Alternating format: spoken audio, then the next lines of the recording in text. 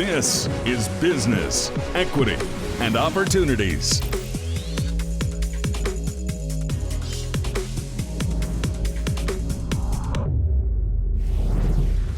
Welcome to Wish TV's Business, Equity, and Opportunities. I'm Scott Sander.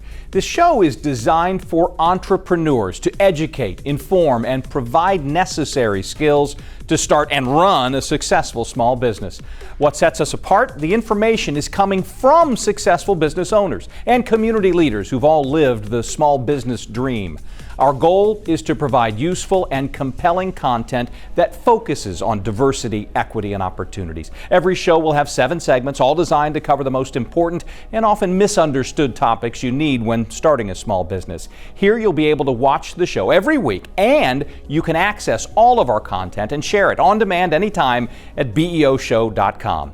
Our site will continue to grow as the weeks go on with new information and content, so let's get started.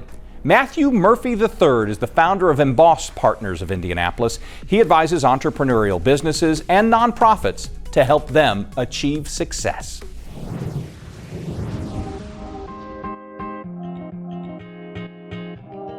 Getting started in business involves so many parts. Matthew Murphy III, founder of Emboss Partners, talks about one of the most important parts: commitment.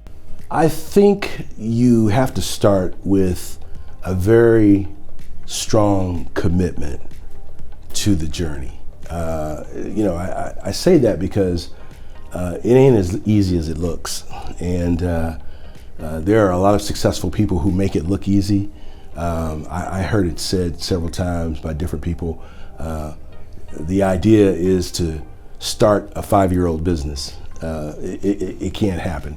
You can't get that kind of knowledge and experience until you've kind of built the roadmap toward the journey. And so I think getting started first starts with the commitment to weather the ups and downs, because there will be many. Early stage companies just have challenges, and all businesses in early stages have those kinds of challenges of resources and people and getting customers fast enough, and sometimes the idea is, we're going to do a business plan. We're going to show this to be a compelling story, and it's going to look really, really incredibly successful. But most of the time, it doesn't come as fast as you think, and it's going to cost more than you think. And the profitability is going to take longer than you think. And so I guess that leads me to the number 2 item, and that being a very, very comprehensive business plan. The business plan is to be seen as a tool, not a document that checks a box. I see it as a roadmap for the business owner, but also kind of a tool to validate to third parties what your business is, what is it expected to do, who the competition is, what are the industry dynamics, and then all of the what ifs. What if a pandemic hits, as we've learned, in 2020 and forward? What if there's a tight labor market? What if there are spiraling interest rates? What does the economic environment do to the business's ability to grow as the owner would like it to? So a good business plan is more than just a document that's created so that someone can read it and decide whether or not to provide financial resources. It really should serve as that, but also, more importantly, shows anybody who reads it that we understand the dynamics of this industry and the business itself and the resources needed, and that's both financial and human capital, and the direction that we'd like to go from wherever the starting point is to what the owner thinks success should be. So commitment, business planning, and then assembling great people. I've never met an entrepreneur who could do it all. Business is really about, it's just really another way of saying team. And you can assemble a good team, you have a chance to win. So.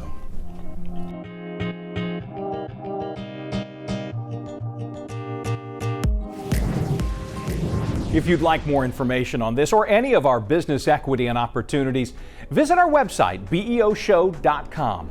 When we come back, leadership coach and founder of Champ CEO, Gary Brackett, has tips on how you can find the funds to get your business started.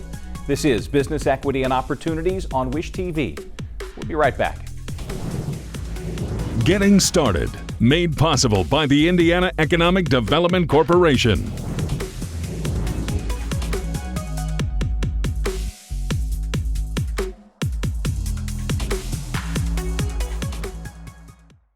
This is Business, Equity, and Opportunities.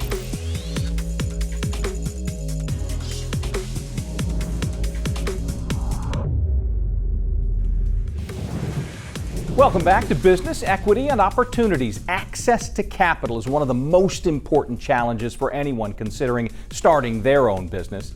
Leadership coach and Champ CEO Gary Brackett puts his perspective on how you can access needed capital to get your business started.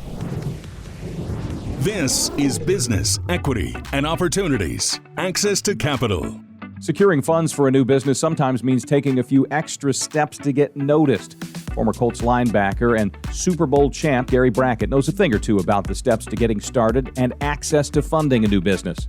All right, we're inside of Champ Studios, where I have a production studio, speakers, TVs, all the things that you need in order to run your business. However, if you're starting your business, how do you fund it? How do you go to an investor and prove to them that your ideal is actually worth investing in? Well, first, I would advise you to start small. I know it looks good what you see here, this equipment, but it took time for me to build up to this. And it's gonna take time for you to build up to your business as well. And I think the best way to show an investor that you're a viable business is to actually start with an MVP. And what that stands for is minimal viable product. What product or service that you're offering could you start off small, build some numbers, build some clients, prove to them with some financials that this model is going to work, and then come to them with an ideal that's already been proven. That way, not only will you get better investment terms, and someone's gonna be investing in your business not as a risk, not as an ideal, but actually as a model that has been proven. So you're gonna get better terms. In addition to that, you're gonna get more people actually interested and offer you some type of investment because you went out there, you did the work, you proved the model to them. So when they're looking at your ideal, it's no longer something that's just in your head, no longer something that's on paper, it's something that's actually running, it's providing a service or a product for someone, and they have proof behind that with that number that you go back up. It's gonna let them feel a lot more at ease in terms of making that risky investment inside of your business. Again, just make sure when you're starting off, start off small. You don't have to swing through the fences all up front. Prove your model out, do the work, put it in that sweat equity up front, so then you can build your value, build your equity. You're gonna get better terms, you get more people want to invest inside of your business.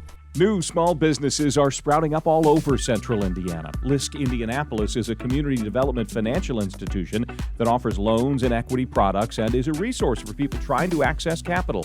Dr. David Hampton of Lisk Indianapolis offers words of encouragement for entrepreneurs. So I was a pastor for 20 years and very community and collaborative minded, and always spoke and preached about economic empowerment, economic resiliency. Our church was oftentimes a hub for the community to hold discussions.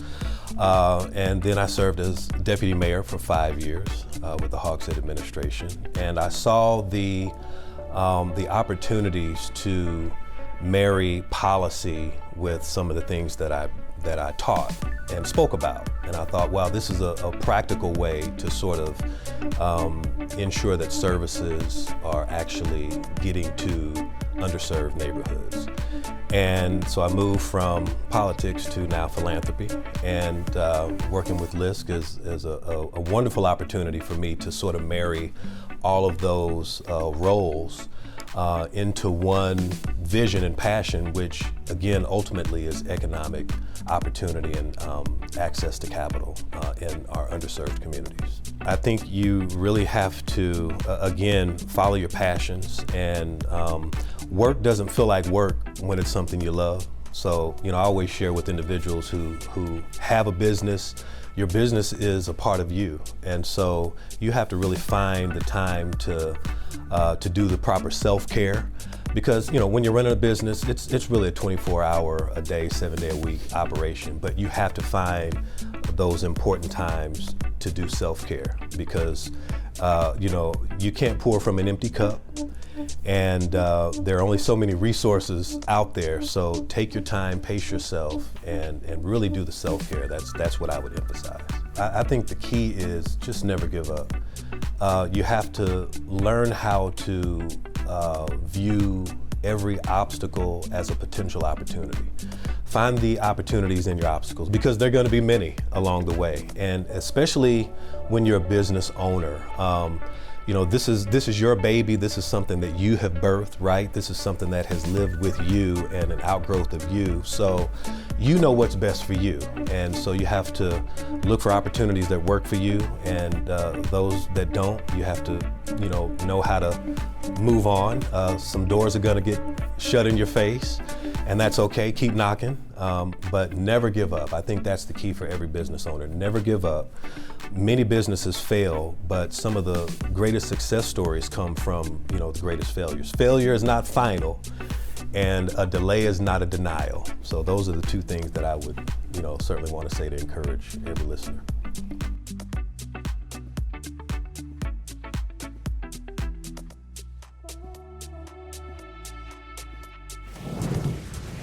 If you want more information, visit our website, beoshow.com. When we come back, we have a special in-studio guest, Roosevelt Smith, the Chief Technology Officer of Circulus Digital Media. He keeps our tech life safe. He'll share challenges and safeguards that may help you. That and more coming up on Business Equity and Opportunities.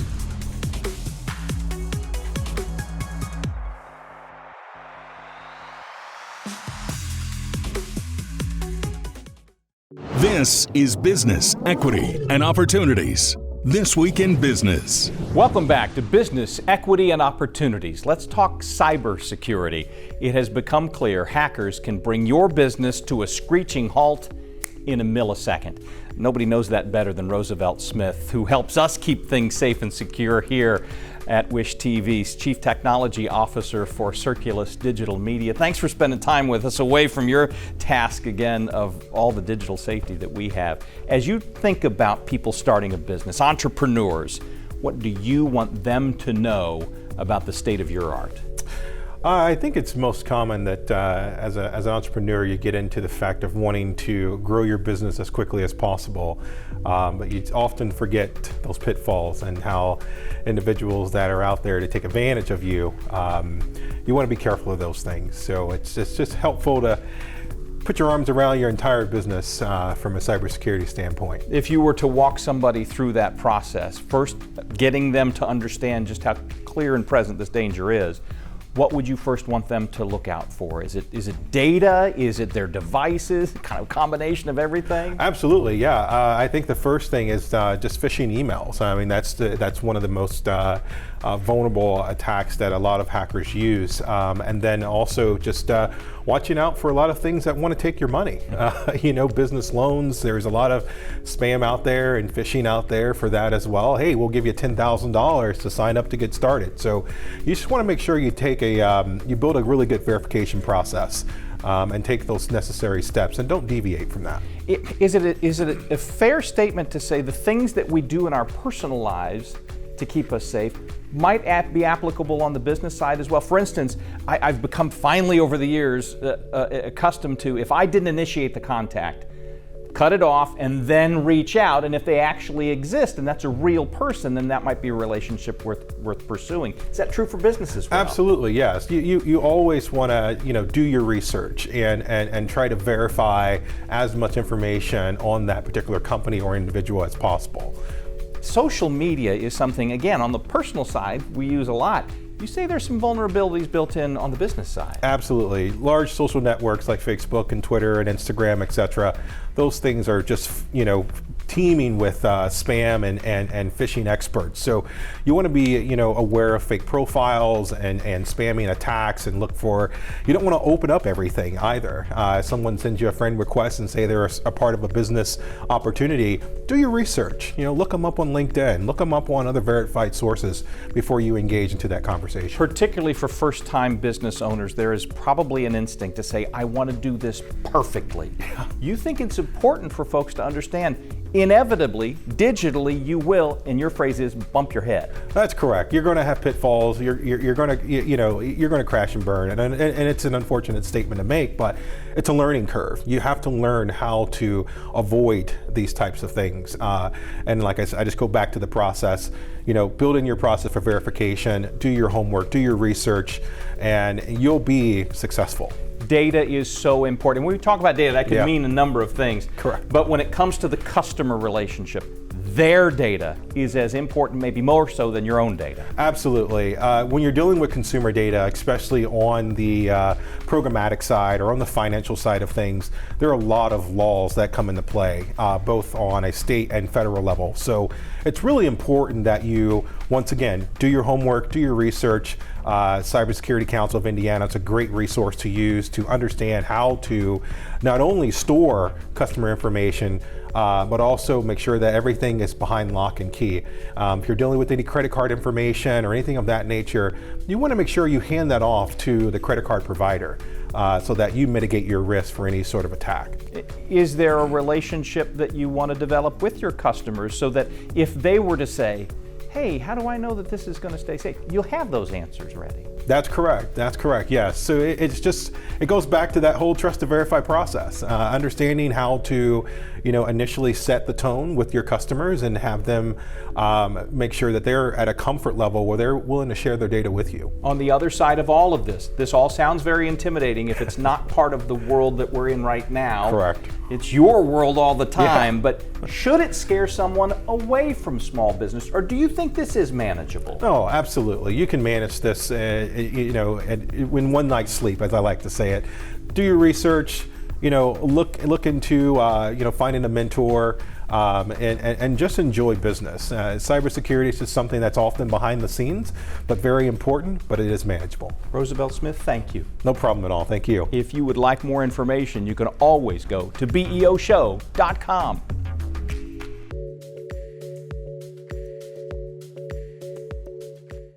This is Business, Equity, and Opportunities.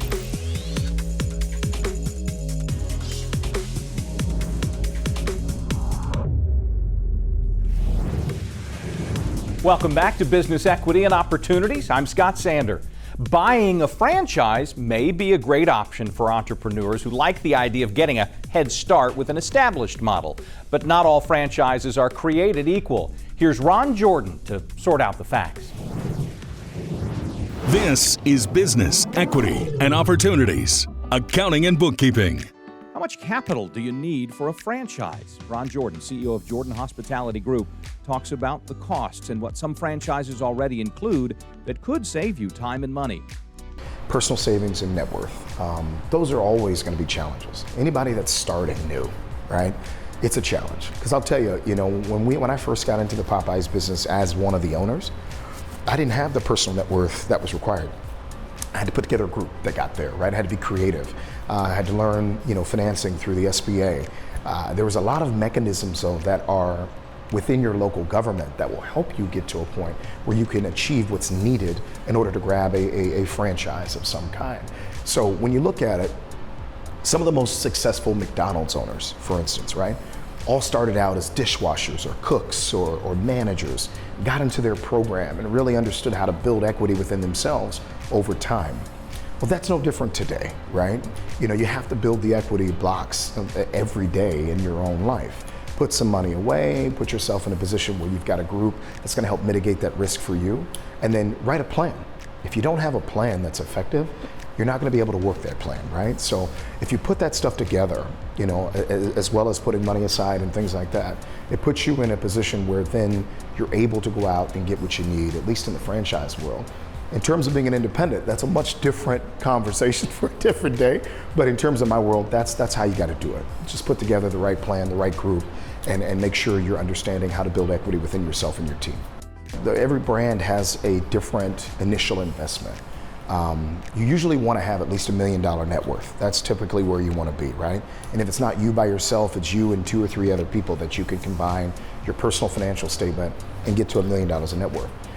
Outside of that, I think it's looking at the franchise disclosure documents, which every major franchise company has, and understanding what that investment looks like, and then adding a little bit to it, just for a margin of error, right? Understanding that if they tell you you need $100,000 of working capital, maybe you try to get $200,000. Once you get to that point of understanding that, it puts you in a good space. So when you have a little rainy day, which we always do, it puts you in a position where that rainy day doesn't flood you in and put you out of business. So those are some key pieces that I would look at as I was starting up again, just to make sure, you know, I avoid some of the pitfalls that are inevitable in this business. Once you determine the cost to get started, Ron recommends you take time to learn more about the ongoing costs. We've been a small business. We're still a small business technically, right? We have 20 locations. You know, we're under that mid-market cap in terms of our annual revenues. We're close. But going from an independent, where we were 25 employees, one thing I can tell you is you have to have a plan for scale and growth, and it has to be responsible, right? So you have to look at that, you have to understand it. As you do, you also have to learn as an owner how to operate individually when you need to, and then how to get out of the weeds when it's also necessary. I think a lot of independent operators, which a lot of managers do as well, is they're doers, right? They've been doing it. Super hard workers. They get up every day at the same time, have a routine, and go in and complete their task. Well, you can't do that when you get to a certain place in your life, right? Like today, we have 20 locations here in Indianapolis. I can't get up at 7 in the morning every day, go to 20 locations, turn ovens and exhaust fans on and get started. You can't do it. You have to employ people to be able to do that. Then you have to try to find the right people that have the right amount of autonomy and a right understanding of the business in general to be able to get up and know this is their business every day. So that's the biggest transition piece, I think, for owners, is to go from that independent to now having to manage people and process versus having just to manage the business before. That's a big swing. A lot of people really struggle with that. You know, I'll be honest with you, my father, he's an operator, great operator. He really struggled when we got from that 1 to 2 units, that 2 to 3 units, that 3 to 5 units, and then 6 eventually. He was still trying to do everything. And I was like, hey, let's take a look at this differently. Of course, you know, as a father-son dynamic, it's always tough, right?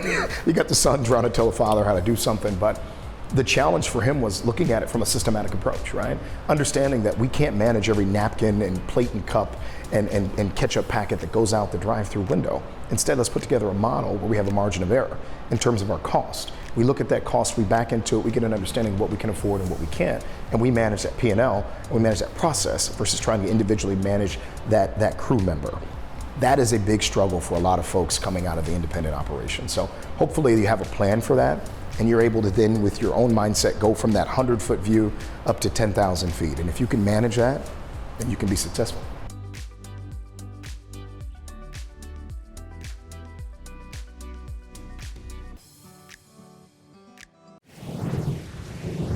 Our thanks to Ron Jordan for those financial insights. You're watching Wish TV's Business Equity and Opportunities, our new show designed for people interested in starting their own small business.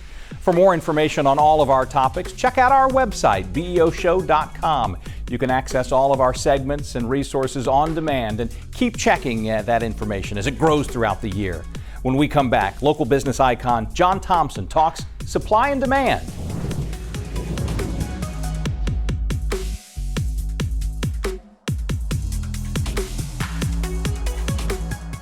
This is Business, Equity, and Opportunities.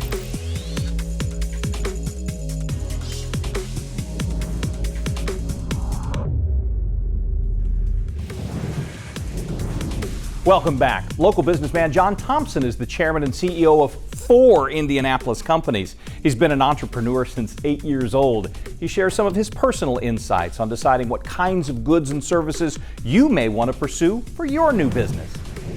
This is Business, Equity, and Opportunities, running your business day to day. When you're deciding what goods and services your business will provide, it's important to effectively identify the needs of your target customers. Is there a need for what you're selling?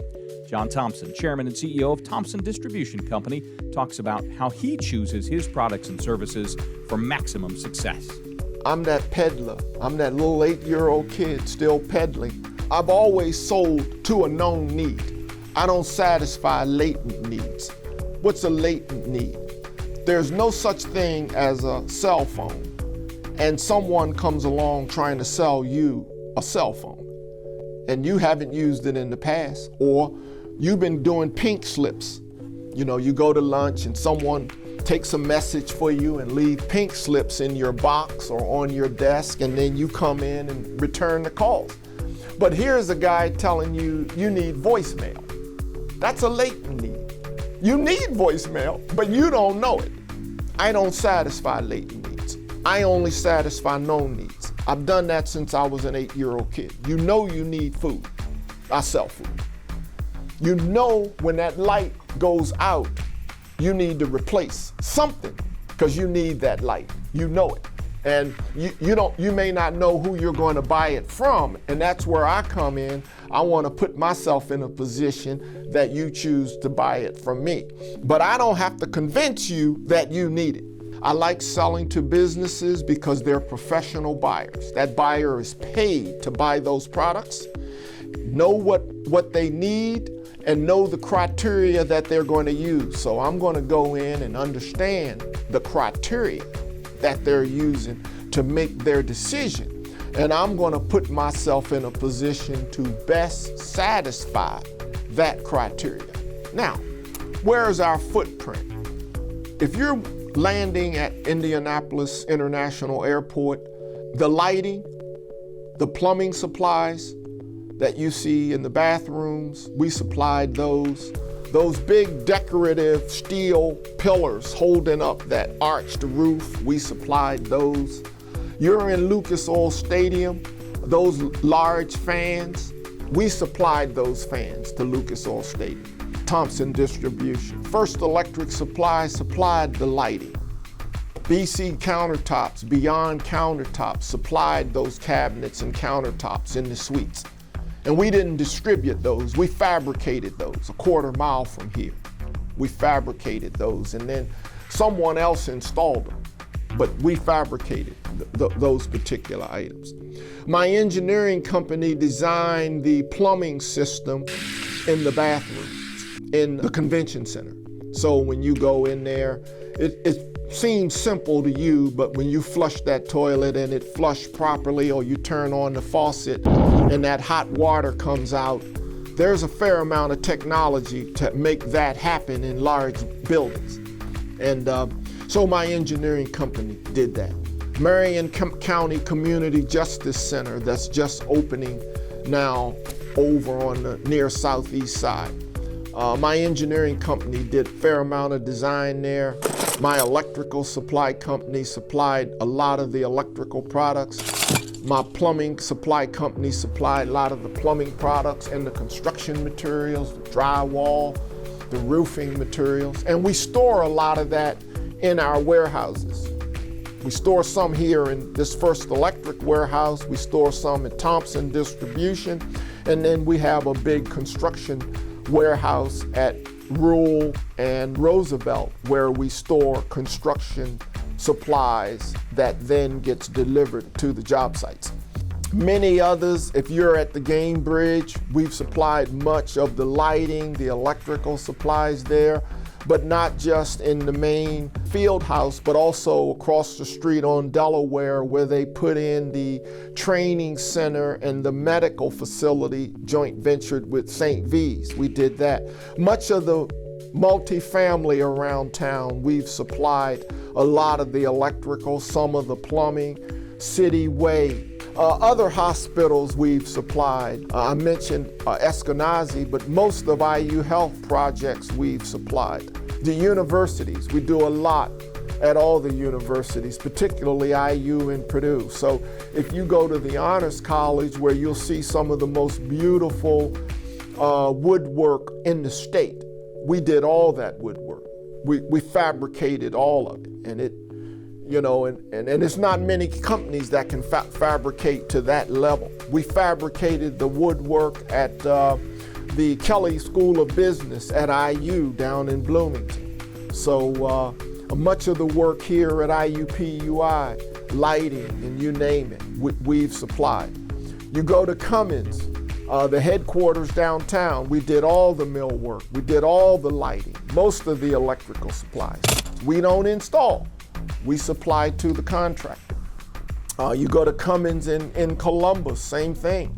We supplied all of that, but again, to the contractors.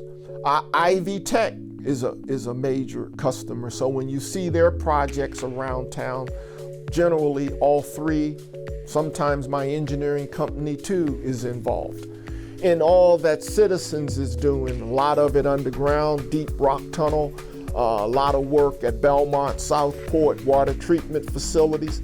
My engineering company's heavily involved in all of that design, and then my supply companies, whether it's Thompson with pipe valves and fittings, or First Electric with switch gear and electrical supplies, we supply a lot of those projects. AES, my engineering company, we are their structural engineering department. So anytime you're putting in heavy equipment, it's got to sit on some structural base. And if that base isn't properly designed, it's going to collapse. And so my engineering firm is their structural design department. So for AES.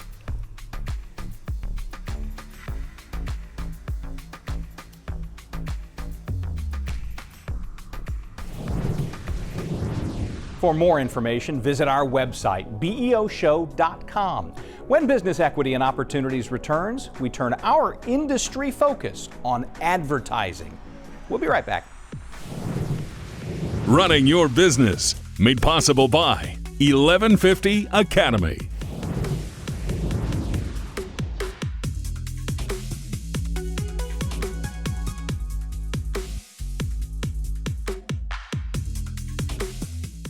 This is Business, Equity, and Opportunities.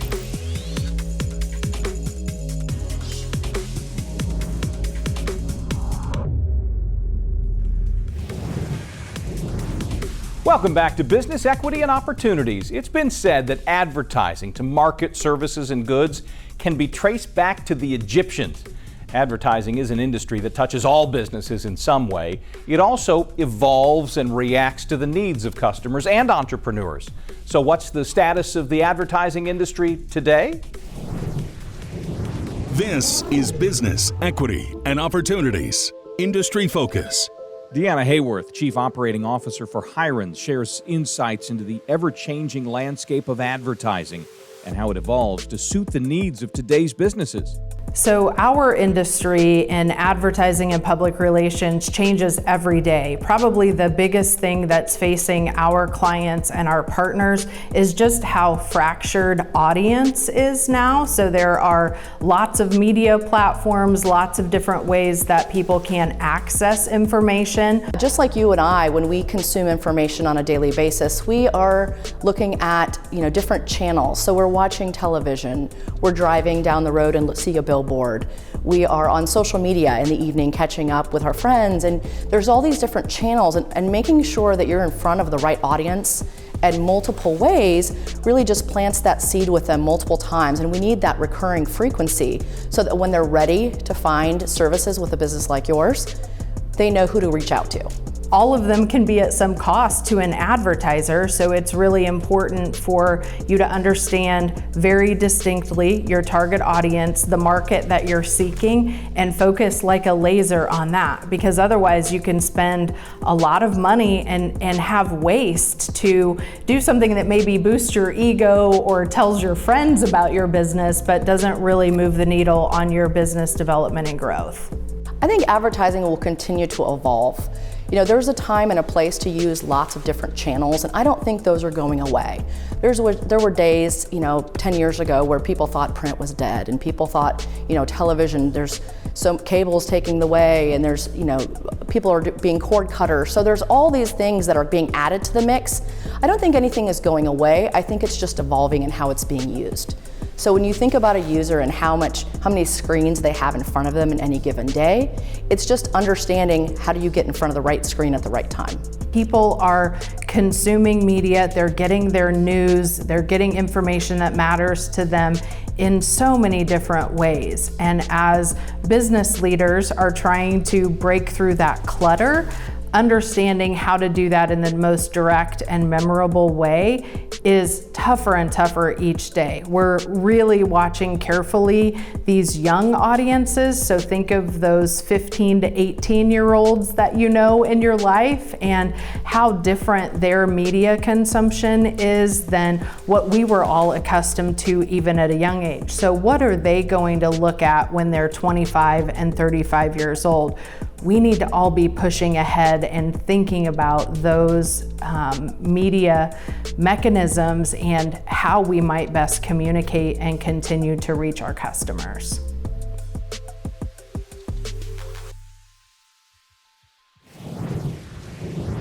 When we come back, we meet a business professional who has served as an advocate for minority businesses and nonprofits, helping them grow and navigate the economic climate. Carolyn Mosby shares her personal and professional path to success. That's next.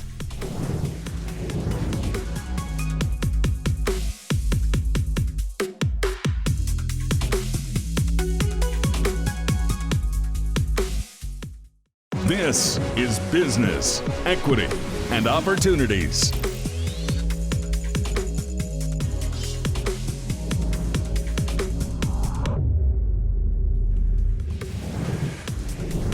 Many successful business owners attribute their success to mentors and advisors. During the course of this show, we'll introduce you to some of them and give you a glimpse of their personal and professional success stories. Carolyn Mosby's been an advocate for minority business diversity and development most of her life. Her story may well inspire you. This is Business, Equity, and Opportunities. Success Story. Carolyn Mosby is an advocate for minority businesses and nonprofits. She attributes her personal and professional success to lessons learned from her mentors, including her trailblazing mother. My very first job was with the state of Indiana, ironically with the Minority Business Development Division of the Department of Administration, which actually came about through legislation that my late mother authored in 1982. So it was Public Law 32 that established the Governor's Commission on Minority Business Development. And so that was my very first job out of college. I had the opportunity to go and work for that state agency. And from there, I left and went into the nonprofit arena, working for Indiana Black Expo as public relations director, and then transitioned into corporate America, where I spent the majority of my career in natural gas, steel, telecommunications, the IT field, doing public relations and marketing. And then a wonderful opportunity came for me to go back into the nonprofit sector as a chief marketing officer for the second largest children's service organization. So I was in charge of all global marketing and public relations for Kiwanis International, which is actually headquartered here in Indianapolis. And then finally ended up at the Mid-States Minority Supplier Development Council through an opportunity that I actually was not seeking, but two individuals from the corporate community reached out to me and thought that I would be a good leader for the organization. So I took advantage of that opportunity, and I've been here for 11 years. I think through my own journey, both personally and professionally, I lost both of my parents by the time I was 22 years old. And so just some of the things that I faced early on, while I was an adult, I still was young and very immature in some instances and didn't have the benefit of having my mother with me. But thankfully, she laid a really good foundation for me, which definitely helped me on my personal and my professional journey. But I thought that some of the lessons that I learned, some of the challenges that I experienced, I wanted to take the opportunity to share those and share with other women how I overcame them both personally and professionally.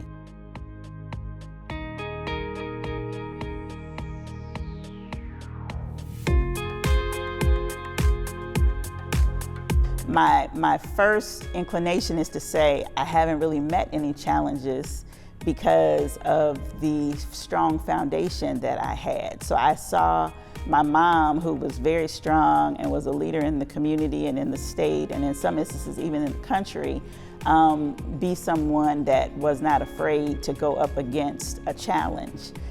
She always taught me to always speak up for myself, to never be afraid to take a position and a stand and to go with my gut. And so I've always followed that. But one of the other things that we have not mentioned here today that is really crucial is financial aid. That our students have loans and very unattractive financial arrangements to go to school. And that's a source of worry both for them and their parents. And we have got to do more to make scholarships or fellowships available to minority students. And so while there may have been other people who may have thought they put roadblocks in my way, I've never been afraid to challenge anyone that I thought was misrepresenting themselves to me or trying to prevent me from being successful. So I've always approached things the way that she taught me, was to always speak up. And so I've never been afraid to do that. And so from that perspective, I think my journey has been a little different. But I will say that I did notice that being a minority, sometimes opportunities that were afforded to other individuals who may not have had as many qualifications as I had were things that I had to address. And I'll tell you that most recently, as I decided that I was going to leave my position with the council, I had a couple of opportunities where individuals kind of came to me and presented what they thought was a adequate opportunity for me, and I had to tell them I'm not interested in having a conversation about anything less than these things here, because in my career journey, I know that I am at a point where I bring a tremendous amount of experience and expertise, and any organization would be lucky to have me, and I don't have a problem saying that. So I absolutely do believe that, and I think some of it is because of either the lack of influence that many of us may have had over the years, and maybe not having really strong examples or mentors that really helped them to understand their voice, and feeling as though that it wasn't appropriate to take a certain position because of what might happen or the outcome. And you know, I've always looked at things from the perspective of people treat you the way you allow them to treat you. So if you establish boundaries and establish things up front, that changes the direction and the way that other people interact with you and the way that they accept you.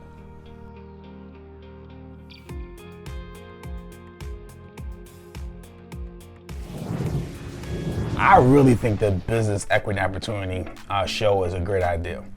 As an entrepreneur, sometimes you don't know what you don't know, and you don't even know what questions to ask. So having a program that's going to share with you some business principles from some leaders in the community that saw their fair share of success and failure is going to help accelerate your learning curve. It's going to help you become a better business owner a lot faster. Yeah, I can't tell you how many times I'm out in the community and people have never heard of LIST or don't know exactly what we do. And so we're grateful for segments like this because it gives us an opportunity to tell our story, but it also gives the community an opportunity to hear the story and to hear what services we provide. When I heard about the program, I was really excited because it gives It gives some visibility to the business community, the diverse business community, and some of the struggles, some of the opportunities. It highlights some very successful businesses that are not necessarily relying on, certification or goals from different corporations, but they actually have viable companies that can compete with other non-minority owned firms. And I think probably some of the businesses that you'll be speaking with, that will be very evident. I love it. I love the concept of the show because I think when I heard the first about the idea, my whole thought process was this can be a platform to give, Jane Smith, Joe Smith, whoever is sitting and watching this show, just an opportunity to really look and say, maybe it's not as far as I thought. Maybe it's right within my reach if I really do assess my risk, understand how to be capitalized, and put myself in the best place to be able to work whatever plan I have. And that's what I'm hoping that anything I'm giving in this segment or anybody else is able to inspire others to do. Giving entrepreneurs, would-be business owners, management teams, the opportunity to know where resources are, whether they be the financial resource providers or the technical assistance that companies need to put together their business plans, to work with accounting firms for their financial needs, and a myriad of other services that are all necessary for any level business to succeed and grow and thrive. But it's for entrepreneurship. And Indiana, we've been in the bottom 3 states in terms of new business formation. And we got to move up. We can't be in the bottom 3 states. We got to strive to get to the middle and then to the upper half and then continue to strive to get higher and higher. Encourage new business formation. Entrepreneurs like me, great, but we have to have more of it and work with and get the word out that these resources are there. And that's where you all come in.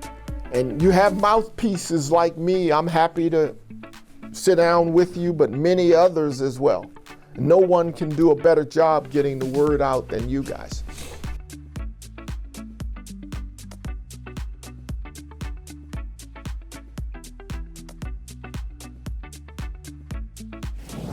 Thanks again to all of our contributors this week on business equity and opportunities. We hope you found the information enlightening, useful, inspiring. Join us again next week for more insights into the world of small business on business equity and opportunities. Be sure to discover more great videos and information online at beoshow.com. We'll be adding resources, updating our segments, and telling more great stories every week. I'm Scott Sander. Thanks for watching.